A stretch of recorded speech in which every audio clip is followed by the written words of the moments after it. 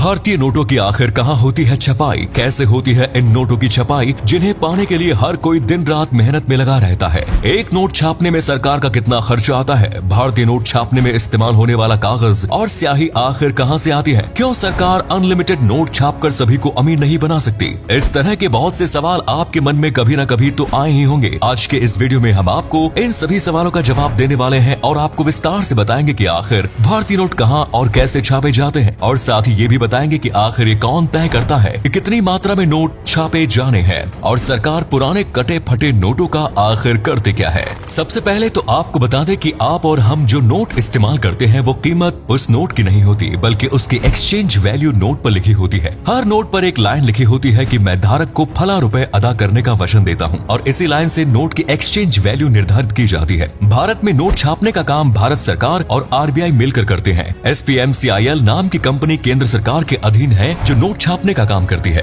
तो वहीं BRBNMPL नाम की कंपनी RBI के अंतर्गत आती है। ये दोनों कंपनियां मिलकर पिछले कई सालों से नोट प्रिंटिंग का काम संभाल रहे हैं। भारत में कुल 4 जगह ऐसी है जहां नोटों की छपाई होती है। जहां भी नोट छापे जाते हैं वहां पर अच्छी खासी सुरक्षा तैनात की जाती है। किसी भी बाहरी शख्स को मील के अंदर जाने नहीं दिया जाता। महाराष्ट्र के नासिक, मध्य प्रदेश के देवास, तमिलनाडु के मैसूर और पश्चिम बंगाल के सालबोनी में फिलहाल करेंसी प्रिंटिंग प्रेस मौजूद है। सन 1926 में नासिक में पहली बार करेंसी प्रिंट करने की मील शुरुआत की गई। यहाँ पर आज 20 रुपए के नोट छापे जाते हैं। मध्य प्रदेश के देवास में प्रिंटिंग प्रेस की शुरुआत 1975 में की गई, जहां आज 10, 50 और 100 के नोट प्रिंट किए जाते हैं। सन 1999 में मैसूर में और साल 2000 में सालबोनी में भी प्रिंटिंग प्रेस की शुरुआत की थी। फिलहाल देवास में सबसे अधिक संख्या में नोट छापने का काम किया जाता है। भारत में जो नोट छापे जाते हैं उसका 80% पेपर विदेशों से इंपोर्ट किया जाता है। अमेरिका, स्वीडन, फ्रांस, जर्मनी और जापान जैसे देशों से भारत नोट छापने का पेपर आयात करता है। ये पेपर एक खास प्रकार के कॉटन से तैयार किया जाता है, जिसे बनाने की प्रक्रिया गुप्त रखी जाती है। वहीं नोट छापने के लिए कई प्रकार के इंक इस्तेमाल की जाती है। स्विट्जरलैंड की SICPA कंपनी से भारत नोट छापने की इंक खरीदती है। इसमें 3 इंक मुख्य रूप से शामिल होती है। पहली इंटाग्लियो, जिसकी मदद से गांधी जी की छपाई होती है।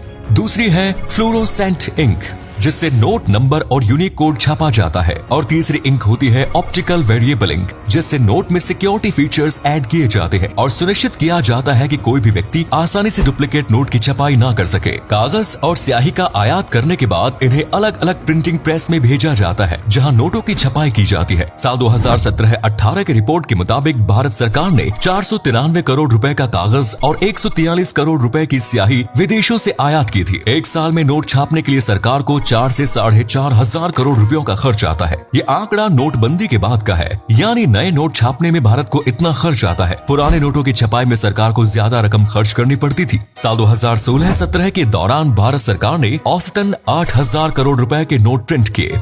2,000 रुपए का नोट छापने में सरकार को 3 रुपए 53 पैसे का खर्च आता है। 500 रुपए का नोट छापने में 2 रुपए 65 पैसे, 200 रुपए का एक नोट 2 रुपए 48 पैसे में और 100 रुपए का एक नोट 1 रुपए 51 पैसे में प्रिंट होता है। 50 रुपए के नोट के लिए सरकार को 1 रुपए 22 पैसे की राशि खर्च करनी पड़ती है, और 10 और 20 रुपए के नोट छापने में 1 रुपए के आसपास का औसतन शुल्क आता है। कई बार नोटों की क्वांटिटी के आधार पर इस रकम में थोड़ा बहुत उतार चढ़ाव होता रहता है। बात करें सिक्कों की तो मुंबई, कोलकाता, हैदराबाद और नोएडा में टकसाल मिल मौजूद है और यहाँ पर सिक्के बनाने का काम किया जाता है। सिक्कों के अलावा मेडल्स और विशेष अवसर पर जारी किए जाने वाले सिक्के भी इन्हीं टकसाल मिल में बनाए जाते हैं। एक सिक्के को देखकर बताया जा सकता है कि आखिर वो सिक्का कहाँ बना है। जैसे अगर सिक्के में रुपए के नीचे डायमंड का निशान बना है तो इसका मतलब है कि वो सिक्का हैदराबाद में बना है। वहीं डॉट के निशान वाला सिक्का नोएडा में बनता है। नोट और सिक्कों की छपाई होने के बाद उन्हें रिजर्व बैंक की अलग अलग ऑफिस में लाया जाता है। देश में कुल 19 RBI के ऑफिस मौजूद है, जो अहमदाबाद, बेंगलुरु, बेलापुर, भोपाल, भुवनेश्वर, चंडीगढ़, चेन्नई, गुवाहाटी, हैदराबाद, जयपुर, जम्मू, कानपुर, कोलकाता, लखनऊ, मुंबई, नागपुर, नई दिल्ली, पटना और तिरुवनंतपुरम में स्थित है।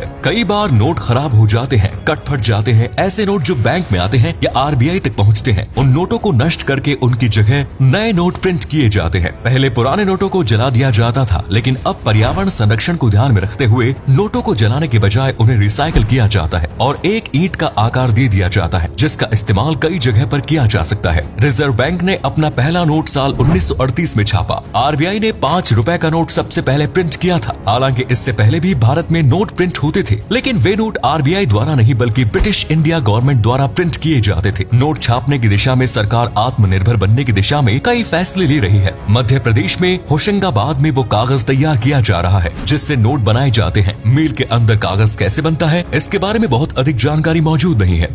सुरक्षा कारण को मद्देनजर रखते हुए इस तरह की जानकारी गुप्त रखी जाती है। वहीं कुछ समय पहले आरबीआई गवर्नर शक्तिकांत दास ने मैसूर में वर्णिका नाम के एक कंपनी का उद्घाटन किया। ये कंपनी भारतीय मुद्रा के लिए इंक बनाने का काम करेगी। एक साल में 1500 टन स्याही का निर्माण यहाँ पर किया जाएगा। इसके अलावा सिक्किम में भी भारतीय नोट बनाने में इस्तेमाल किए जाने वाले इंक बनाने का काम किया जाता है। हमारे देश में नोट कितनी संख्या में प्रिंट होंगे, इसका फैसला सरकार और सेंट्रल बैंक मिलकर करते हैं। वैसे तो सेंट्रल बैंक को ही इसकी जिम्मेदारी सौंप दी जाती है। नोट प्रिंट करते समय आरबीआई के पास 200 करोड़ रुपयों का रिजर्व मौजूद होना चाहिए। एक देश में नोट छापने के कुछ नियम होते हैं। देश की जीडीपी, ग्रोथ रेट और रिजर्व फंड के अनुसार नोट छापे जाते हैं। आसान शब्दों में समझाएं तो देश में गुड्स एंड सर्विसेज के कुल मूल्य के बराबर नोट प्रिंट किए जा सकते हैं। आपके मन में एक सवाल कभी ना कभी आया होगा कि जब सरकार के पास नोट छापने की मशीन है तो सरकार बहुत सारा पैसा छापकर देश से गरीबी दूर क्यों नहीं कर देती?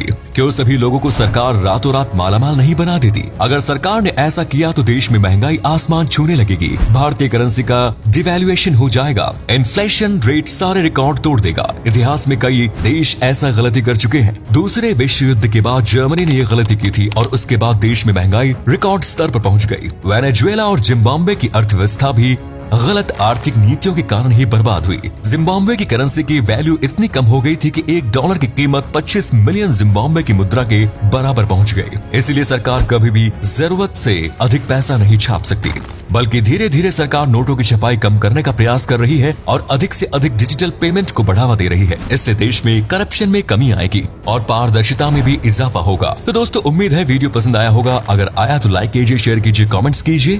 धन्यवाद।